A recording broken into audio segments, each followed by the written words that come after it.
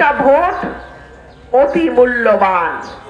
এই ভোটটাকে সামান্য কিছুর বিনিময়ে কিংবা ভয় ভীতির মাধ্যমে কেউ যেন কিনে নিতে না পারে। ইনশাআল্লাহ। আপনার ভোট আপনার ভবিষ্যৎ, আপনার ভোট আপনার এলাকার ভবিষ্যৎ, আপনার ভোট আপনার সন্তানের ভবিষ্যৎ। সুতরাং এই ভোটকে খুব অল্প দামে কিংবা ভয়ে ভীতিতে কারো হাতে তুলে দেবেন না। মনে রাখবেন, আজকে যদি কেউ আপনার ভোট কিনতে চায়, আগামীতে সে কিন্তু আপনার হকের ভাগ থেকে সেই ক্ষতি পুষায় নেবে। দুনিয়াতে ফ্রি বলে কিছু নাই। আজকে যদি সে আপনার ভোট কেনে 5 টাকা দিয়ে, আগামীতে সে আপনার হকের 500 টাকা এমনিতেই নিয়ে নেবে। সুতরাং এলাকার স্বার্থে, নিজেদের স্বার্থে আমরা এইবার প্রার্থী বেছে নিতে কোনো ভুল যেন না করি।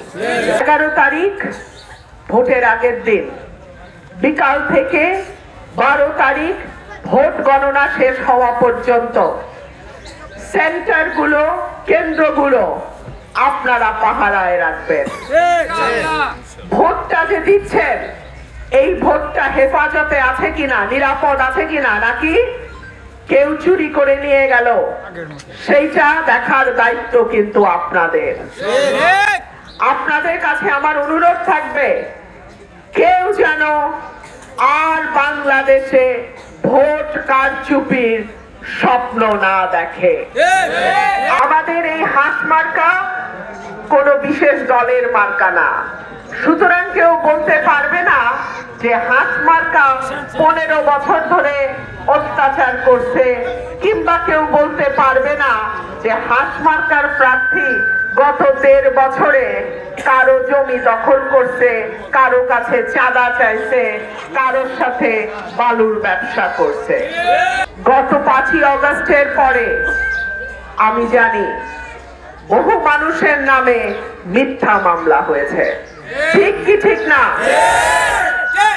অনেকের বলা হয়েছে টাকা দেন, মামলার নাম কাটায় দিব, ঠিক কি ঠিক না? অনেককে বলা হয়েছে টাকা দেন নাইলে মামলা দিব, ঠিক কি ঠিক না? আপনারা কি চান যে এই দুঃশাসন, অন্যায় চলুক? আমার ব্যাপারে কি কেউ বলতে পারবে আমি কারো বিরুদ্ধে একটা মামলা দিছি? অথচ গত 15 বছর আমার গাড়িতে হামলা হয়েছে। গত 15 বছর সরাইল আশুগঞ্জে ঠিকই মামারার আমরা এরকম মানুষ ব্যবসা বাণিজ্য চালায় গেছে, আমাকে অবাঞ্ছিত ঘোষণা করা হয়েছে। কিন্তু 5ই অগস্টের পরে আমি ন্যূনতম কারোর উপর এতটুকু কোনো জুলুম করি নাই।